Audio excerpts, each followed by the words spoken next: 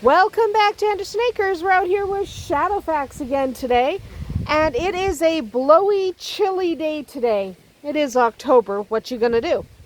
But since it is October and winter's gonna be here before you know it, I thought I would talk about a problem that's actually pretty common in the winter months. I wanted to talk about lice. Now, to be clear, lice can infest your horse at any time of year.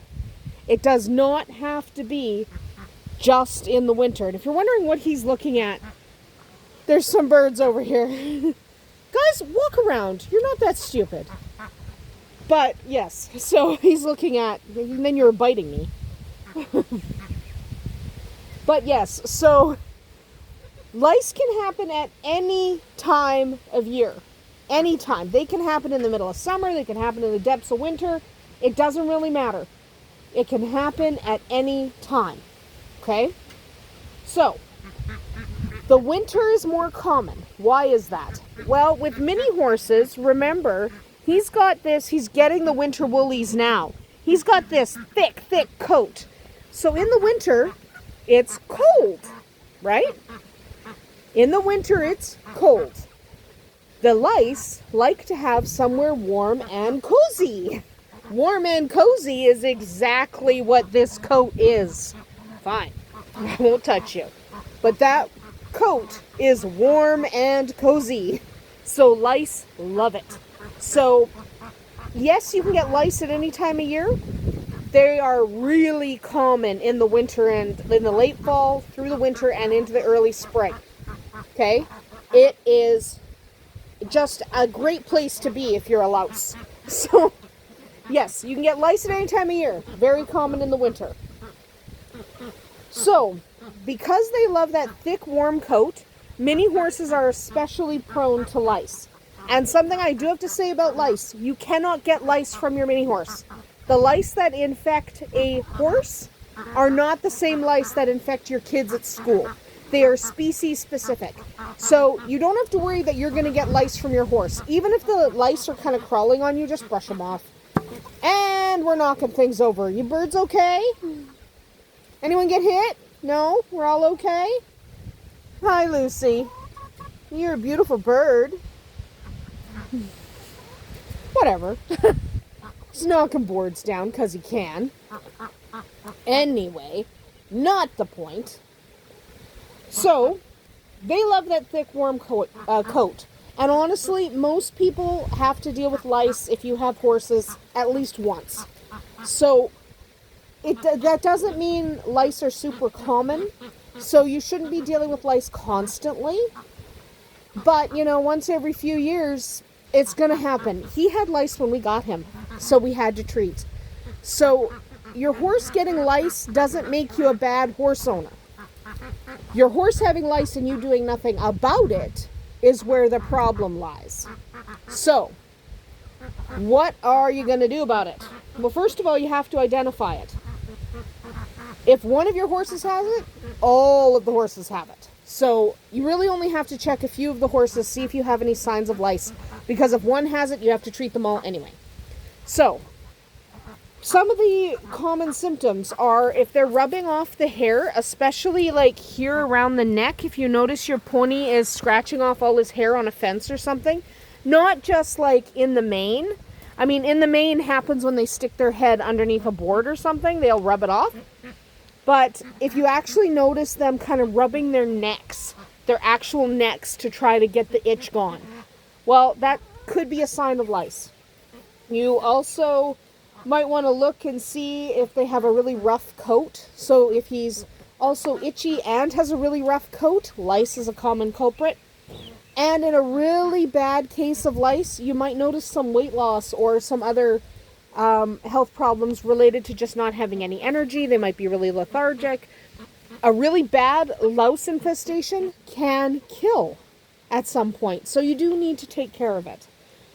So if you suspect lice, what you want to do is you want to get up right to your horse and you want to look in the mane. Okay, look right at the base of the mane, kind of part the hair, and look and see, one, if you see any lice. He doesn't have lice, but if you see any lice, But also if you see any eggs, so if you see any little eggs on the shaft of the hair, then that probably is lice eggs and you'll have to treat. So they're not hard to spot. Now I've given you a little bit of a do there, man. There, let's fix that. But they're not difficult to spot. You can spot them if you just kind of do a little bit of looking, inspect around the mane or even along the top line there, because that's where they like to be. You want to treat it quickly and you want to treat the entire herd. So, hi Lucy. So some people like to treat with a dewormer, usually ivermectin, and that's not a terrible idea, but not all lice bite and suck at the blood enough for the dewormer to work. So I prefer actually a liquid pour-on ivermectin, which is what our vet gets us to use if we have a lice outbreak. But you don't have to use that. You can talk to your vet. Maybe they have a dust that works with lice, whatever they've got in your area that commonly works for the lice in your area. That's what you want to use. Okay? Because that will really help you to keep those lice under control, to eradicate them. If you are using, whether you're using a dewormer or whether you are using a pour-on, like we like to use a pour-on, you do need to repeat treatment, usually in 2 weeks, but talk to your vet about the product you're using, find out when you need to reapply. He's got leaves in his tail, because he's fancy. But find out when you need to reapply, because you do need to reapply the product, because the lice eggs are going to hatch and you'll have a whole new wave of lice. So you need to typically treat at least twice. I like to treat 4 times just to make sure I get them all, but you need to treat at least twice with lice. So some people like to use a dusting powder, and they even like to use it as a preventative a couple times through the winter, because that's when you're most likely to get a lice outbreak. So you can do that. You can 100% use a dusting powder, especially up along the top line. So, what? He's in a mood today. He doesn't really want me to touch him. But right up here along the top line is where lice like to be. So if you are using a product, get right to the skin, right along the top line, because that's where the lice are going to lay their eggs. That's where they're going to hang out, you know, all those good things. So you want to treat, and if you're doing preventatives, treat to the skin, okay?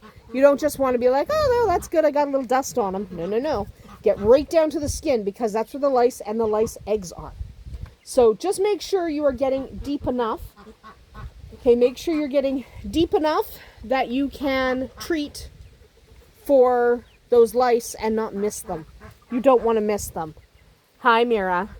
This is my Mira. She has nothing to do with this video, but she's here. And there's Lucy. Mira and Lucy. And that's Arwen. And I don't think that one has a name. That's okay. Not everybody has a name, because sometimes we can't come up with a good name. That's okay. Anyway, so yes, you can use dust as a preventative. You can also treat as it pops up. You should not be constantly having lice. If your horses constantly have lice, talk to your vet about why. You can't go in there. That's a chicken coop. You can't go in the chicken coop. So yes, you definitely want to make sure you are treating lice when it pops up. And if you have them too often, you definitely want to talk to the vet about why. You want to monitor your herd. And remember, if one of them has it, treat everybody, because I promise everyone's going to have it. So you want to monitor your herd, treat quickly, and avoid the discomfort and poor health that comes along with a bad lice infestation. Because he had a pretty bad lice infestation and he was not comfortable when we first got him. So we treated it, and now years later, got to remember this is several years later, he is doing fantastic. Chicken! Anyway, that is about it for us here today at Andersen Acres. I'm going to hang out with these chickens because they're hilarious today. I know they're not always out here. Today they are. So we'll see you tomorrow.